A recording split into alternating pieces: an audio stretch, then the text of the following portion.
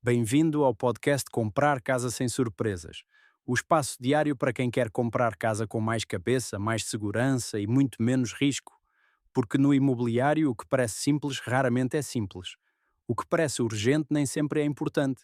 E o que parece uma oportunidade, muitas vezes é só uma armadilha bem embalada. Aqui não há conversa para adormecer. Há método, há leitura do jogo, há perguntas que protegem, há sinais que quase ninguém vê.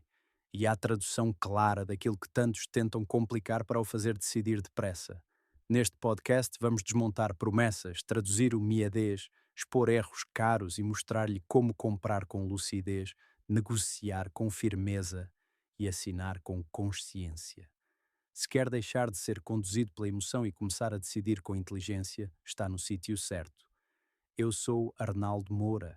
E a partir de agora, antes de entregar o negócio da sua vida nas mãos de outros, vai aprender a defendê-lo como deve ser. Comprar casa pode ser o melhor passo da sua vida, ou o erro que vai pagar durante anos. Neste podcast, vai descobrir o que quase ninguém lhe explica antes de assinar. Se quer comprar com mais segurança e menos risco, fique desse lado. Gancho rápido. Já pensou que, ao assinar a escritura, pode estar a aceitar não só o imóvel, mas também uma dívida do condomínio? Hoje eu prometo, ao final deste episódio, você saberá exatamente qual é a pergunta objetiva que tem de fazer antes de assinar. Apresento aqui o Miguel, gestor de condomínios com mais de 10 anos a lidar com contas, obras e assembleias. Miguel, obrigado por estar conosco. Para começar, o que afinal significa a saúde financeira de um condomínio? E por que ela deve interessar a quem compra casa? Obrigado, Carles. Boa questão. Saúde financeira do condomínio é, em termos práticos, a capacidade do condomínio de pagar as despesas correntes e extraordinárias sem recorrer a medidas urgentes que penalizem os condôminos. Isso inclui ter um fundo de reserva adequado, saldo bancário positivo, previsões de despesas realistas e transparência nas atas e orçamentos aprovados. Quando esses elementos falham, as consequências chegam rápido. Aumento de cotas, obras não previstas e conflitos que reduzem o valor do imóvel.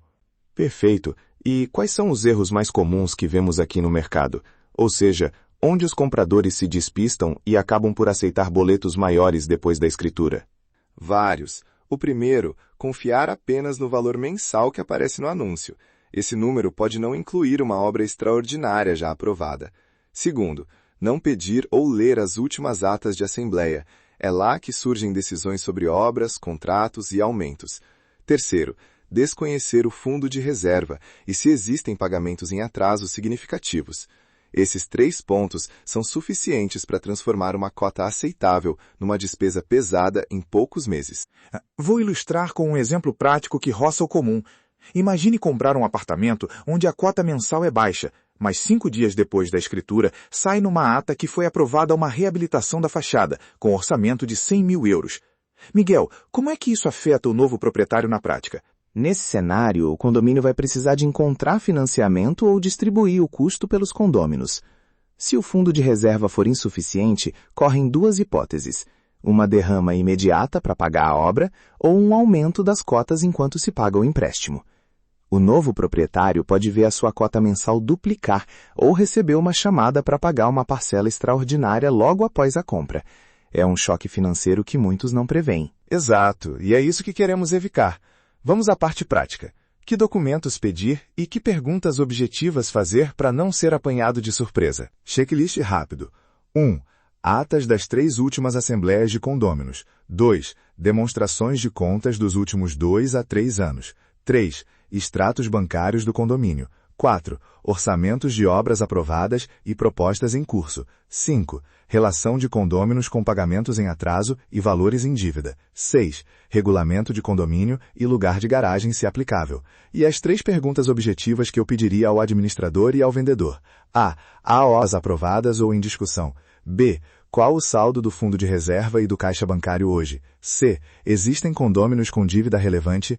Peça respostas por escrito. Ótimo! Agora, na negociação, que cláusulas práticas posso incluir no CPCV para me proteger caso descubra algo depois? Quero exemplos simples que um comprador médio consiga propor ao vendedor ou ao advogado. 3 cláusulas úteis e diretamente aplicáveis. 1. Condição suspensiva.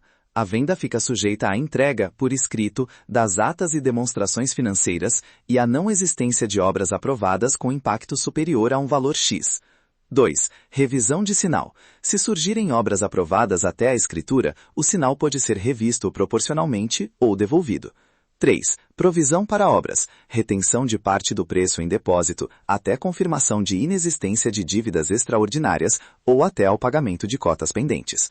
Formule de forma objetiva e com prazos claros para análise. Por exemplo, 10 dias úteis para a entrega de documentos. E se o vendedor ou o administrador se recusa a fornecer os documentos antes da escritura? Qual é o próximo passo do comprador prudente? Se houver recusa, não avance sem condições. Insista em colocar a entrega como condição no CPCV, ou peça uma declaração escrita onde o administrador confirme a inexistência de obras aprovadas e o saldo atual. Em último caso, peça assessoramento rápido de um contabilista ou do perito indicado no manual de sobrevivência.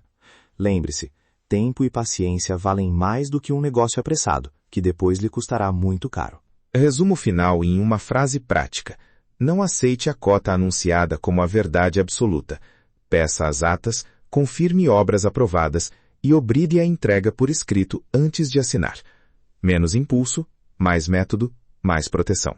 Peça agora o seu manual de sobrevivência no ecossistema imobiliário português para ter a checklist pronta e exemplos de cláusulas modelo. E conheça o e-book Comprar Casa Sem Surpresas para aprofundar cada passo. Subscreva este podcast para não perder episódios diários com dicas práticas. Chegamos ao fim de mais um episódio. Lembre-se, comprar casa não é confiar mais, é verificar melhor. Peça o seu manual de sobrevivência no ecossistema imobiliário português e descubra o método completo em Comprar Casa Sem Surpresas. Proteja-se, questione tudo e até o próximo episódio. Entre o sonho e a assinatura, entra o método. Chegamos ao fim de mais um episódio de Comprar Casa Sem Surpresas. Se hoje ficou com mais clareza, mais defesa e mais controlo, então já está um passo à frente da maioria. Porque quem compra casa sem método arrisca-se a pagar caro por detalhes que ninguém lhe explicou a tempo. Mas quem aprende a ver, a perguntar e a confirmar, compra melhor, negocia melhor e dorme muito mais descansado.